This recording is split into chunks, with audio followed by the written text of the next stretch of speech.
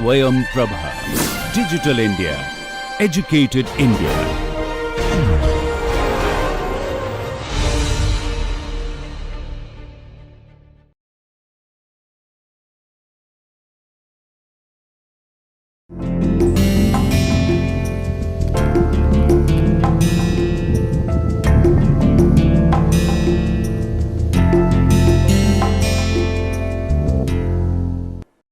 Hello and welcome to another session of this course Marketing Management Part 1. This is week 3 lecture 2. We are going through the third module of the course on capturing market insights, and this is lecture 2. So, I am going to talk about today the different components of marketing information system. I believe in the last class you have already gone through the introductory part of this marketing information system and a little bit about marketing research process. So, I am going to talk about components of marketing information system. Broadly, Professor Chatterjee has already talked about in the previous class the components of marketing information system, and from there, as you know, there are broadly these 4 components are there which are the part of this broad marketing information system, which consists of internal reporting system or your internal databases. Then you have marketing intelligence system, and after that we have a marketing research system and marketing decision support system.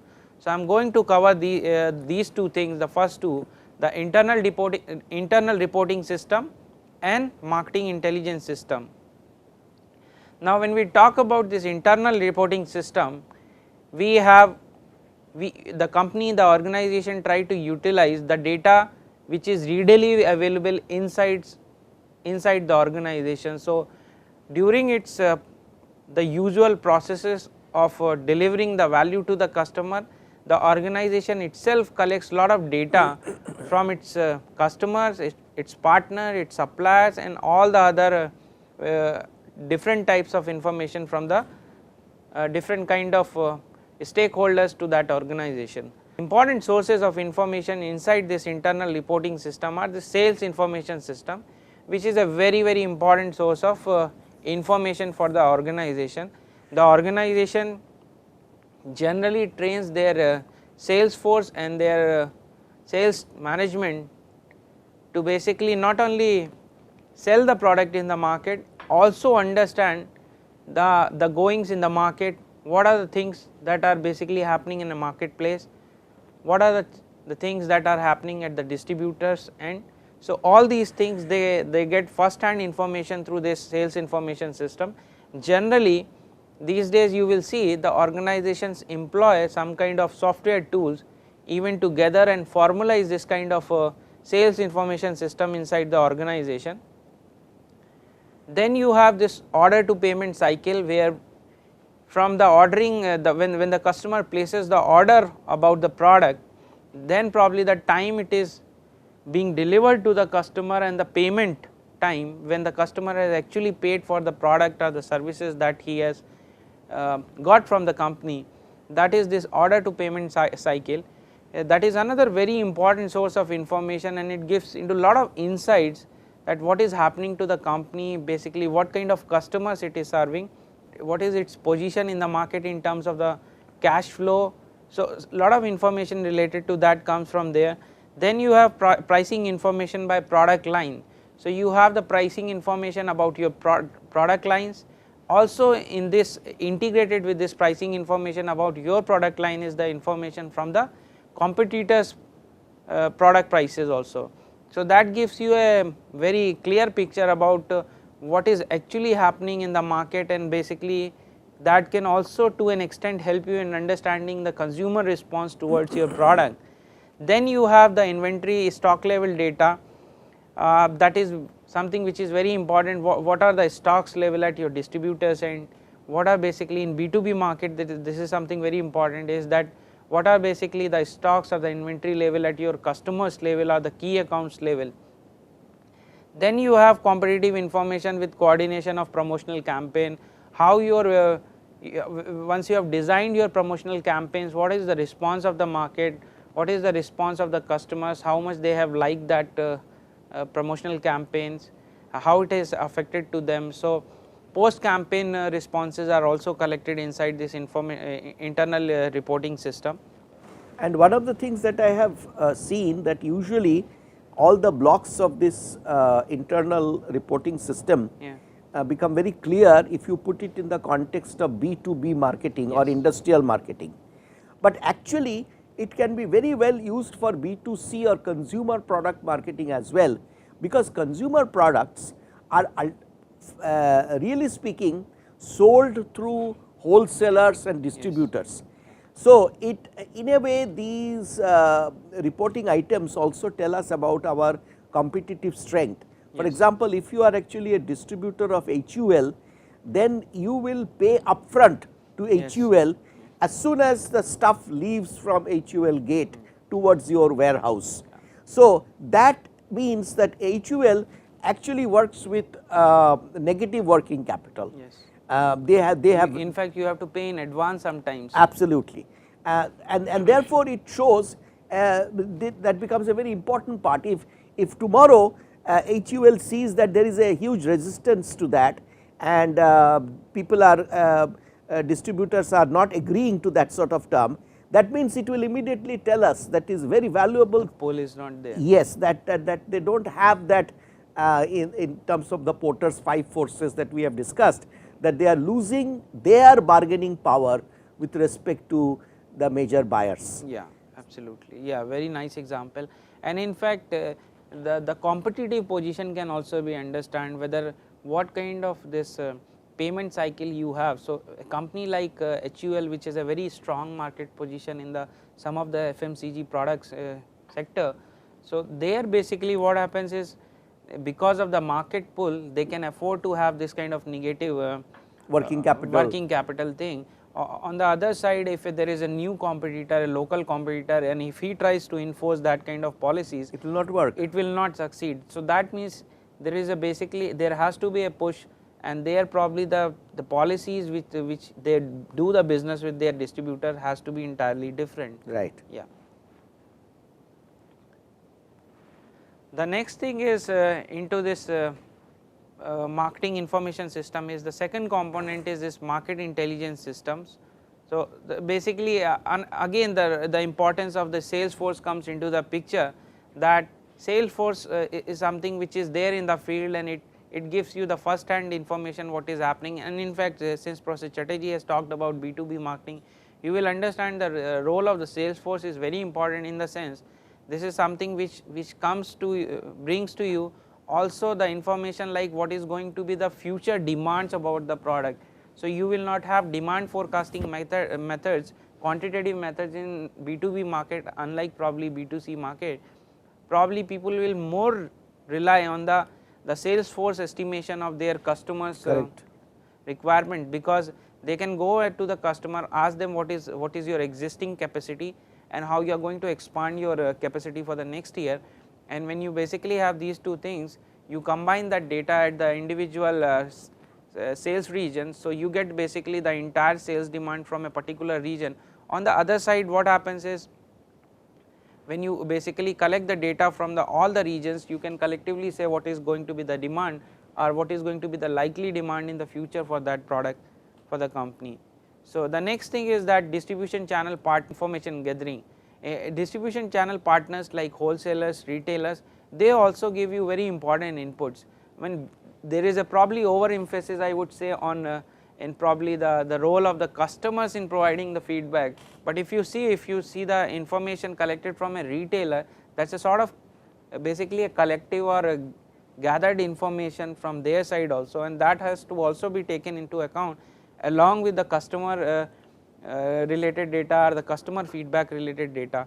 So that is another important thing. Then you have these days probably companies are also employing this customer advisory panel, where you have a set of customers, your customers on your panel, which consistently keep on giving you the information or the feedback about the product.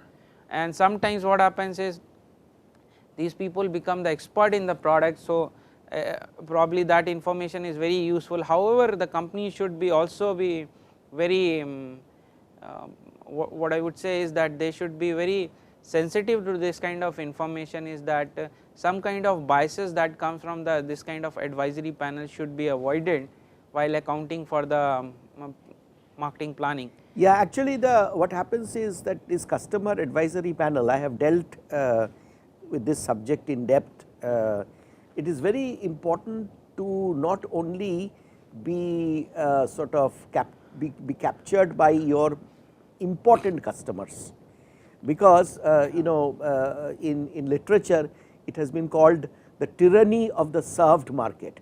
So, if you are creating a advisory panel, you would feel tempted to invite your most important customers, the biggest customer, the largest customers, but you have to be very careful to construct this, that there should be representation from your possible customers.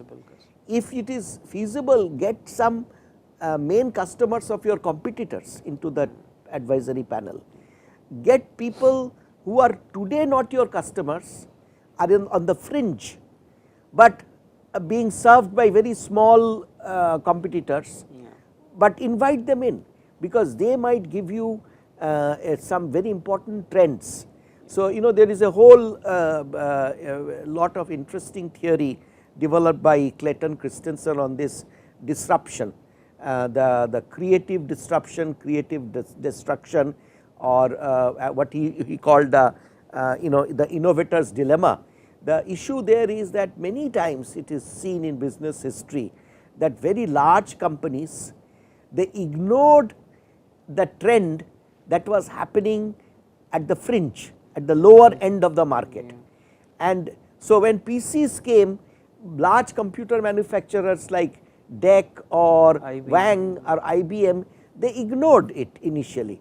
They said this is just some hobby, this has nothing to do with our computers, which are meant for industries, banks and critical applications.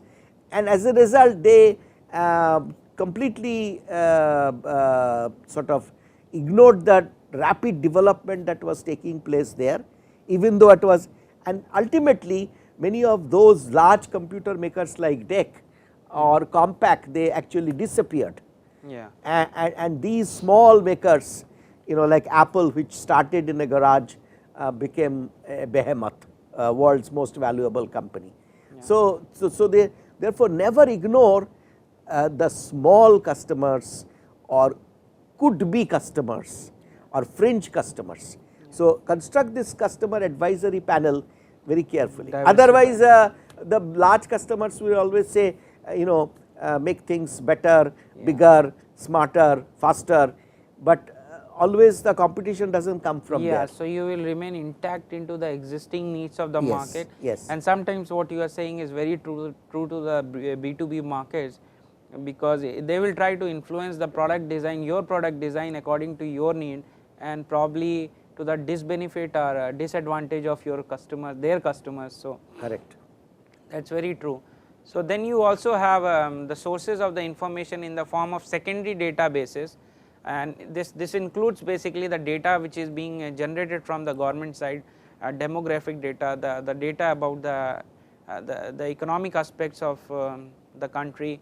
So all those things are very important. Like you can see that there are quite a few companies besides these which I have mentioned, which probably are into generation of the secondary information data, or the secondary information can be used as a secondary information sources like AC Nielsen, CMIE, Euromonitor, Frost and Sullivan. They all come with the overall market data also. They come out with their own assessment of the customer needs and trends. So these are basically another sources of important data source, which can be integrated with the other information which is available inside the organization. Then you have the basically this another option for gathering the marketing intelligence is you basically network externally. You go to the different agencies which are into this specific job of intelligence gathering in the market.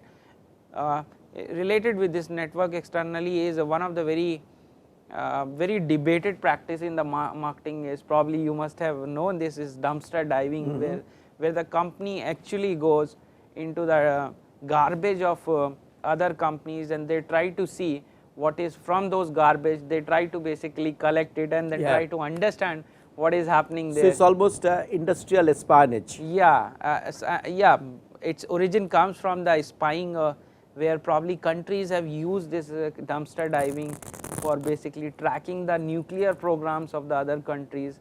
Israel has done, and they have done a lot of things in this area. So then you also have the purchase information from the customer side. So this is broadly what comes under the marketing intelligence system. And then you have another thing that is emerging as probably one very prominent area in this market, gathering the market inside, is this databases and the data mining. So data mining is the exploration and analysis of large quantities of data in order to discover valid, novel, potentially useful and ultimately understandable patterns in the data.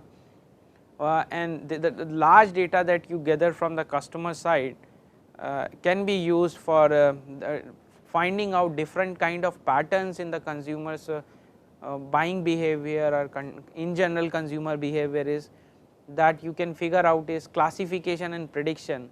So based on the consumers behavior, you can classify the customers and you can predict about their based on the previous behavior of the customers, you can predict about the future behavior. Then you have a very popular technique among the marketeer is this cluster analysis, where you try to cluster the customers based on the certain attributes. And then you have outlier analysis. This is becoming, outlier analysis does not look so prominent, but now it is gaining so much of importance, where you try to find out among the given data set and among the different data points, which is the data point that is different from the other data points.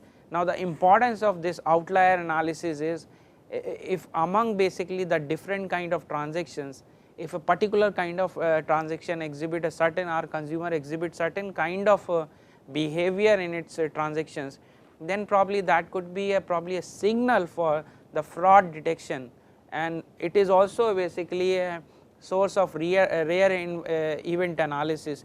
So this is another very probably good or emerging application of this database marketing database based probably the analysis and the data mining. Then you have trend and evolution analysis, which is about the behavior pattern changing over the period of time. So you can understand how basically the things are changing at the consumer's end over the period of time, and accordingly you need to modify.